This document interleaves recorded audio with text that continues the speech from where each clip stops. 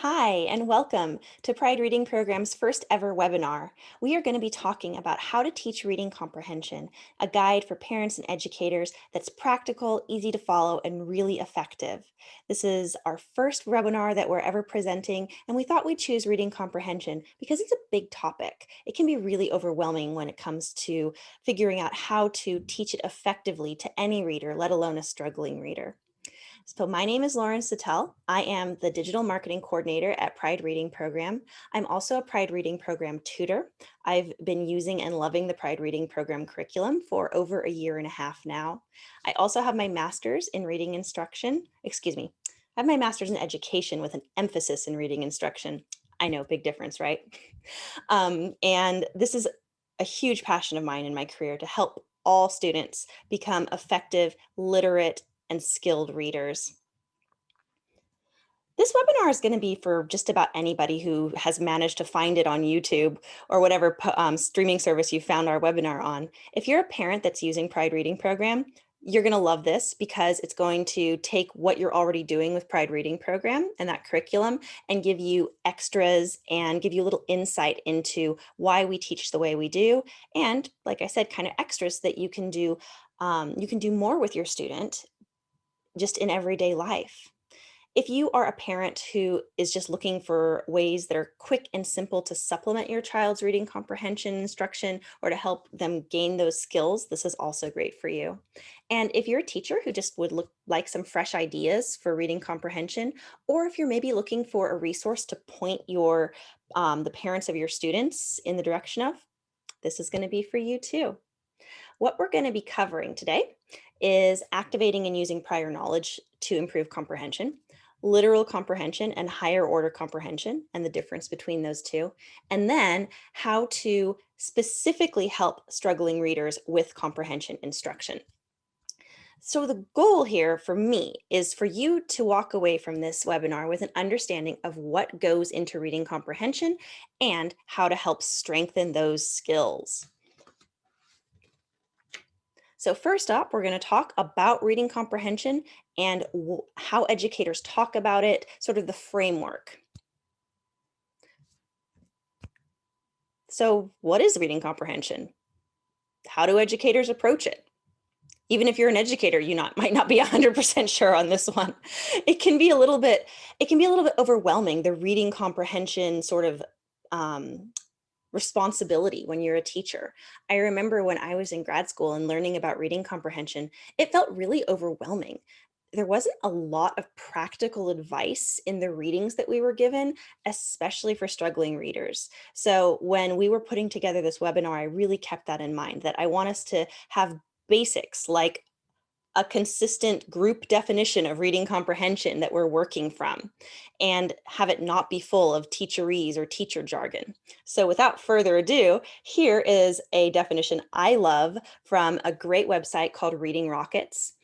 It is that reading comprehension is the ability to process text, understand its meaning, and to integrate that meaning with what the reader already knows. This is such a great definition. It's simple and it's accurate. We want our readers to be able to actually process or read text, but so much more importantly, we want them to understand the meaning of what they just read. And then we want them to be able to even go beyond that and integrate what they just read with what they already know. Maybe be able to use what they just read to make something new. So there's these kind of three levels that we're working with. Another really useful there's a couple really useful visuals, I would call them, for understanding how reading comprehension works. And one is called the simple view of reading. This has been around since the 1980s, and it really is simple and it's accurate. It's a little misleading that we call it simple though, because reading is in fact very complex, but the formula looks nice and clean. Basically, the formula is that word recognition or decoding times language comprehension equals reading comprehension. Pretty simple, right? You have to be able to read the words. You have to be able to understand them and their meaning. Bada bing, you've got reading comprehension. So if we've got a student who's having trouble with reading comprehension, we automatically know one of these two variables is having problems. So they're either having issues with their word recognition, their language comprehension, or sometimes both. So A way to look at this in a little bit more depth and a little bit more detail is another visual that we call the reading rope. This came along in about 2001 by a researcher named Scarborough, and it's super, super helpful. What you can see here is that we've broken down the language comprehension and word recognition sections into sort of sub skills. So you can see what you need to be good at word recognition, what you need to have strong language comprehension, and you can see that they're weaving together over time as the student goes from being an early reader to a skilled reader. So the more skilled a reader becomes, the more their word recognition will become automatic and the more their language comprehension will become strategic. So by the time they're getting into the later grades and into early adulthood, they're what we consider skilled or fluent readers. So hopefully this kind of helps you have a visual for what we're working on here. The word comprehension portion is super, super important. If you have a child who's having issues with phonological processing, for example, dyslexia or apraxia of speech, that portion of the reading rope, you're going to be spending a lot of time with. But just because a student is having issues with word recognition and is getting help with decoding, that doesn't automatically mean that once they get better at decoding, they're going to get better at reading comprehension or the language comprehension side of things. And some students are perfectly good readers, but there seems to be sort of a disconnect between what they can read and what they can comprehend. So for those types of readers, we really want to be looking at the language comprehension area of the reading rope. So bottom line, every student can use direct explicit instruction in reading comprehension, even if they're still just struggling with the decoding, turning, hearing, reading the word cat and going at cat. If they're at that point, they still can use help with reading comprehension instruction. If they've done really well with reading, but they're just not doing great on reading comprehension questions on tests, for example, then of course they're going to want direct focused instruction on this language comprehension area of the reading rope because they don't need help with the other area. So what do we do first to help these students who seem to have a little bit of a lack in their language comprehension area of the reading rope? First thing we want to do is we want to help them learn how to activate their prior knowledge, because they already have a lot of knowledge, every reader does, that you can bring to the text. It can be something as simple as when I read a book, I read from left to right and top to bottom. I know that sounds crazy, but that is prior knowledge, very basic, that you need when you start to read. It can also be knowledge you already have about the topic. So having your student pause and think about what they already know about a topic, it prepares their brain to understand the information they're about to read. The idea of thinking of our brains as a filing system or a computer is very too simplistic, but it kind of works for this one. It's almost like, okay, we're gonna read a book about cats. Okay, we're gonna go and we're gonna find the file on cats. Okay, what's everything we know about cats? Do we have a cat? Does grandma have a cat? What are cats like? What are some different cats you've known? How do you take care of a cat? These are all things that you'd want to activate so that a student isn't going into reading feeling like everything they're reading is 100% new. That's really overwhelming. This is why in our Pride Reading program, every single time we start to read a story, we have the student read the title, we help them if needed, and then we say, this is the script that we use, look at the title of this story. Can you read it out loud? What do you know about the topic of this story? Now, they might need a little more help than that. So then we can say things like, have you ever seen a blank? Have you ever known blank? Have you ever been to blank? You're helping the student connect to the text. Now, you, as their parent or caretaker, tutor, or teacher, will probably also know a little bit about them or a lot about them. And so you can kind of help model for them as well. Like, oh, remember the time that we went to blank? If the, that can, you can model, oh, this is what this topic is making me think of. So it can very much be sort of a partnership or cooperative partnership between you and your student. Okay, so if you're looking for just something you can start doing with your child today, super practical tip: after they read a title of any story, any text, have them pause, ask them questions that will help them connect to the text before they start reading it. Then you can also model how you're connecting to the text. So if they're a little bit shaky on this still, they'll see, oh, this is how it's done. And it can become really, really fun. A lot of times students who don't enjoy reading because they struggle with it, they read the title and they just dive into the text, like they just want to get it over with. So helping them learn how to pause, kind of activate that part of their brain and then get going is going to help a lot. All right.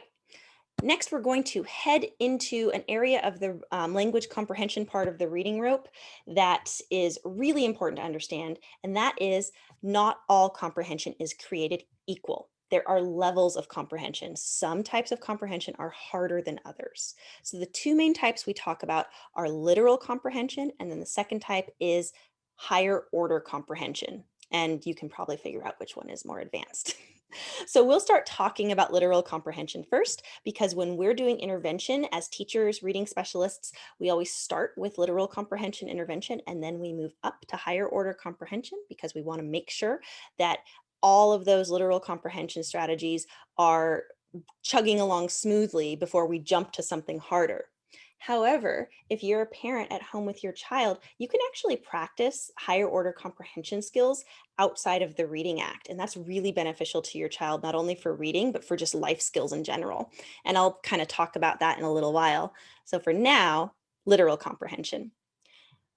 Basically, if you are acquiring any information that's directly written or stated in the text, that's literal comprehension. If I read, on Sunday, I went to the store, and literal comprehension, I know what day it was Sunday. I know who went, whoever's narrating. I know where they went, the store. Done. I don't know what they went to the store for. I don't know what the weather was like. I don't know what the person was feeling like. Those would all be beyond literal comprehension.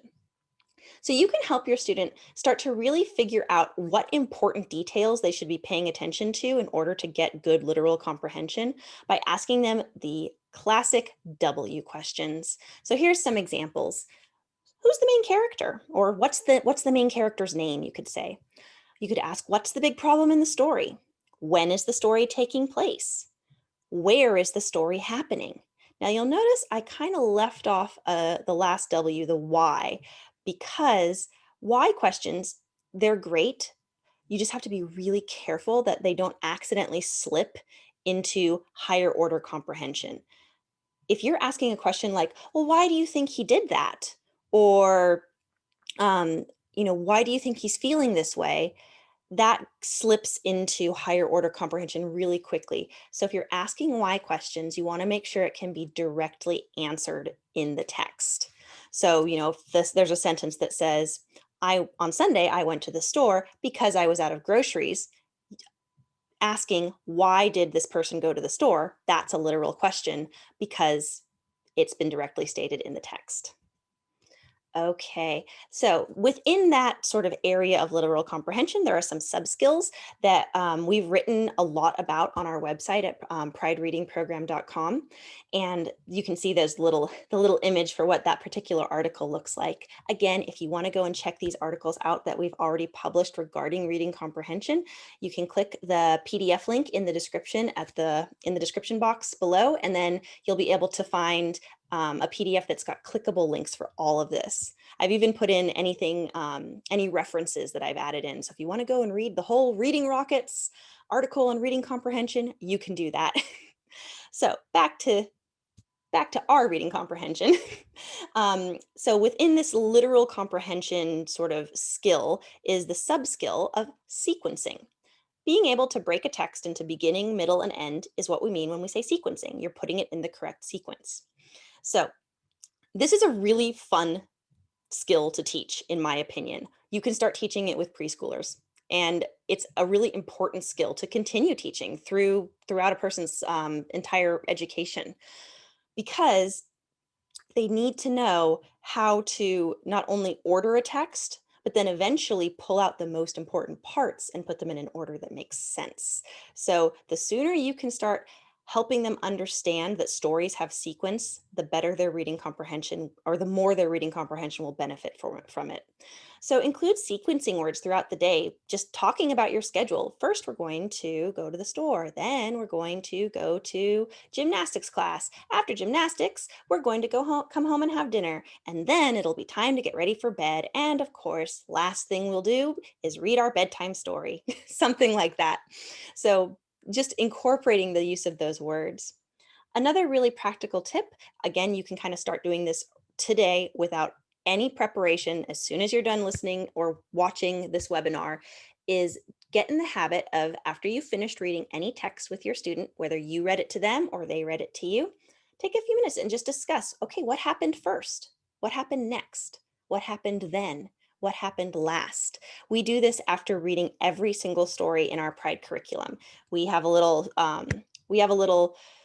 workbook page where we write out what happened first, next, then, and last. You don't have to write it every time with your student, but just getting them in the habit of being able to sequence will help them really with their reading comprehension skills, also their summarizing skills. Okay, so another sort of sub-skill in the world of literal comprehension is the ability to follow directions. We've got another little reading formula here, where if you take being able to find important details and add in being able to sequence, you've got following directions. You have to be able to understand important details and understand order in order to follow directions. This can be a really fun application for reading comprehension because you are taking something that can be a little bit tiresome for a reader, and you're turning it into something that's got kind of a reward or a payoff. So following a recipe is an example of reading directions, or maybe doing a science experiment or building a Lego. I know that those are visual directions, but you know what? It's still helping them with that skill. So those are some kind of ideas for um, how to have a little bit more creativity and fun with helping build skills that really do improve reading comprehension. If you're a tutor or a teacher, having follow direction steps are also great for small breaks because it doesn't feel like reading work. It's just fun. It's just it's just following the directions to make lemonade, and then you get to drink it or something like that. Okay. Now we're headed into higher order comprehension. And higher order comprehension is a huge cognitive task. I cannot overstate this. It requires years to develop higher order comprehension skills. In fact, it's a lifelong process. I'm still developing mine. You're still developing yours. Hopefully we never stop. So important to note that this does not happen overnight. This is a long and kind of drawn out process. So like we were talking about before, literal comprehension is absolutely necessary. It's a prerequisite for higher order comprehension to even be an option. So when we talk about higher order comprehension, we want our students to be able to talk about the text they read, come up with opinions on it, support those opinions, and then use what they learned from the reading to maybe make or create something new. So if you're familiar with, if you're an educator and you're familiar with something like Bloom's taxonomy, we're talking about at the top of that pyramid, we're talking about like synthesizing and analyzing and things like that. And if you're not familiar with that, don't worry about it. That's why I wrote the definition the way I did, so that it makes sense to everyone. Now, like I said, this is a lifelong process. You can start helping your child develop higher order comprehension skills before they even can read. You can also help them even if they're struggling to learn how to read. You can take the skills out and separate them from the reading act so that their brains have more energy and bandwidth to be able to practice these skills, so that when they do become stronger in reading, these skills aren't needing to catch up. So how do we do this? Well, we've got several blogs that we've written on these different types of higher order thinking. And if you're interested in this, I absolutely encourage you to check them out. There's going to be a lot more background information and actually more games and activities and more ideas for how to teach these skills while you're reading with your students. So another plug for the blogs. So one there's kind of two skills that we put under this umbrella of higher order thinking: critical and creative thinking. And the way that we teach critical thinking at Pride is we talk about predicting. And when we're talking about creative thinking, we talk about visualizing. It's not the only parts, but that's kind of how we help our students get comfortable with this. So with predicting, I think every teacher or parent has had a situation where they've read a story, a text with their child, and they've asked the child, okay, or I should say they're reading it and they ask this child, well, what do you think is going to happen next? And the child kind of pauses and goes, I don't know. Or they just wild, just completely out of left field guess, like, well, I think maybe a boat's going to come along. And you're like, that, what? Why would you think that? So that would not be skilled, accurate predicting. And so becoming a skilled, accurate predictor doesn't just happen overnight. It doesn't just happen magically as you learn how to read. So you can help students develop this predicting skill by going back to literal comprehension skills and then building them up. So you start with something directly stated at the beginning of the text. Then you help the student use their prior knowledge, their understanding of story structure, and key details to help them make a prediction. So, for example, maybe you're reading along and you get to the main problem of the story. So you say, "Oh, well, what's the big problem that our main character has?" And your student answers it, says, "Well, do you think he's going to be able to solve it?" And if they say yes or no, it doesn't matter. You just respond, "Well, why do you think that?" And then they can give their answer, and you say, well, assuming that they say, "Yeah, I think he can solve it." Say, "Well, how do you think he's going to do it? What do you think he might do first?" Saying, "I think he's going to solve the problem, and this is how he might start." Those are predicting skills. And you see that you've pretty easily been able to help your student get more skilled in their predicting. Now, heading over to the creative side of things, being able to visualize is super, super important. We have a blog on how to teach visualizing. Um, I love teaching visualizing. I used to not. I used to find it very stressful because visualizing happens all in your head. You can't, as a teacher or parent, you can't see what's going on in your kid's head. It's like, okay, I hope they're doing all right with that. But once I really kind of embraced the idea that you don't always have to be tied to a text when you're working with reading comprehension skills, it got a lot more fun. So, the reason visualizing is so important is that our brains are not designed to read. If they were, we would learn how to read naturally and without effort, the way we learn how to speak. So our brains are not they're not super orthographic. They're not designed to learn how to read, but they are very visual. So when we're reading, we kind of have to translate the words we read into something visual for meaningful comprehension to take place. We have to be able to paint pictures in our minds or make a mental picture. So this is so fun to practice. Again, this is something you can do at home really easily with your kids if you're a parent, and you can use this for break time or fun time if you're a teacher or a tutor. Um, Basically, give them coloring supplies, give them some brief descriptions, have them illustrate them. I love doing this. This is such a great like after school but dinner's not ready activity. If you're trying to put dinner together and your kid doesn't have anything to do and you're really trying to keep them like off the screens and off the tablets, sit them down at the kitchen table, give them some pens and paper, and say, okay, I'm gonna say a sentence and I want you to illustrate my sentence, and come up with something like, I don't know. In a green valley, a baby goat and his mother were eating dandelions. So they've got all these good details. They've got to make a valley, they've got to make a baby goat and a mama goat, they've got to make dandelions. They really got to illustrate it. And this, again, is so fun, especially for kids who really have a lot of negative. Have a lot of negative sort of associations built up around reading. So, as a reading teacher, I love doing this as a little break, but it's still helping them build those reading comprehension skills. Super, super fun. Another thing you can do, which also helps build vocabulary, you can just give them adjectives to illustrate. Okay, what does it look like when someone's angry? What does it look like when someone's disappointed? Or draw a situation that would make you frustrated. And off they go. And it feels really nice because it's something that is using a different part of their brain. than reading, but it's building those skills that they're going to be able to transfer into reading. All right. So the last higher order skill we're going to talk about is inferencing. Inferencing is the ability to take two pieces of information and then arrive at a new conclusion that isn't directly stated in the text. So that's the really key part here. This is 100% where the, this is like the term, lost my brain there for a second. This is the term that people are talking about when they say, oh, reading comprehension is reading between the lines.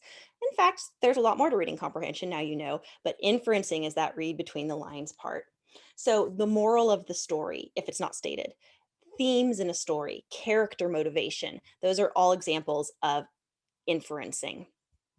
Takes a lot of practice to be able to access and connect the many kinds of knowledge that a reader has to be working with in order to inference as they're reading. So again, it's a really valuable skill. It's actually a really valuable skill in life, which I jumped the gun a little on that, but it's sometimes more beneficial to pull that skill out from the reading act and practice inferencing in situations that don't necessarily involve reading a new text for the first time. Inferencing, it's a really valuable life skill as well. And you can kind of see that we recognize this as a society because a lot of our classic children's games use inferencing or they teach inferencing, like 20 questions, charades, even the board game Clue, that's all inferencing. So you can practice inferencing while reading, but you can also do it during other activities. You can help them inference while watching a movie. Just have your finger on that pause button and kind of pause it and say, oh, why do you think he did that? Or, oh gosh, that wasn't very nice. Why do you think that character's so mean? Or you can even use picture books. Wordless picture books can be a great tool for this. A couple really good ones. One's called Tuesday. Can't remember the author right off the top of my head, but it's a wordless picture book and it's so fun for kids of all ages. There's another one called Have You Seen My Duckling? And that one's got the words Have You Seen My Duckling? And that's it. But everything else is inferencing. So those can be really good examples as well. Okay. I've been trying really hard so far to make all of this accessible and really practical and pragmatic. Like you're not just learning about reading comprehension for the sake of it, you're learning about it in ways where you can take what you're learning and you can go do stuff with your students and your children that will help them become stronger comprehenders when they read right now. But that being said, I also want to take some time, just sort of in our last section of this webinar, to just give some point by point suggestions for how to help specifically readers who are struggling with comprehension so that you're kind of setting them up for success. First thing, give them extended time. There's a reason why virtually every IEP for a dyslexic student gives them extra time for activities that involve reading and testing. Their brains need extra time. So give that to your children. This can actually be a little bit harder to implement than it sounds. One thing that I remind myself when I'm doing reading with my students is that the goal is not speed. Speed is a byproduct of everything else going right. So what I'm focusing on is the everything else. So that kind of might help you a little bit if you are feeling like, oh my gosh, this takes forever. That's okay. Either extend the time or decrease the amount you're going to read in a given time. Repeated readings are so helpful. It is great if you've got a kid that has a book they love to read over and over and over because you can really start to dig into those higher order comprehension skills because they already are super familiar with that text. And so they're not going to be struggling with literal level comprehension anymore. So they're ready. They're ready to start doing visualizing, predicting, inferencing, all of those higher order skills. Speaking of books that your children enjoy, try to read interesting and appropriate texts. Make sure the texts are really high interest, and especially if you're a parent at home and you aren't constrained by a curriculum, like, okay, we're reading this book, then this book, then this book, or we're reading all the books in the reader. Pick books that your kids really like. Do try, especially if you're going to have your child read the book to you, to find books that are an appropriate level. If you're not sure what your child's reading level is, ask their teacher, Or we've actually got a couple really good little reading level finder tricks, and I'll link to those in the description. There's a great video that our founder, Karina, actually put out a little while ago about how to find your child's reading level really quickly. So just you're trying to create that situation where the decoding or word recognition part isn't so hard that they can't also do the language comprehension part, to go back to that simple view of reading equation. Okay. Also, you might be kind of wondering, okay, exactly do I say to my child? Do I say to them, okay, it's time to practice inferencing? You can actually absolutely do that. I am a firm believer in using correct terminology with kids because it kind of empowers them to know, okay, this is what I'm doing. But what I find is a super effective way to encourage these skills is to frame them for your students as what to do before you start reading, what to do while you're reading or during reading, and what to do after. So before reading, activating prior knowledge and predicting. Those are great things to do before you read. During reading, you want to be doing your visualizing and inferencing. You might also be changing your predictions. Oh, I didn't have this information before. Now I'm going to change my prediction from before. That's awesome skill.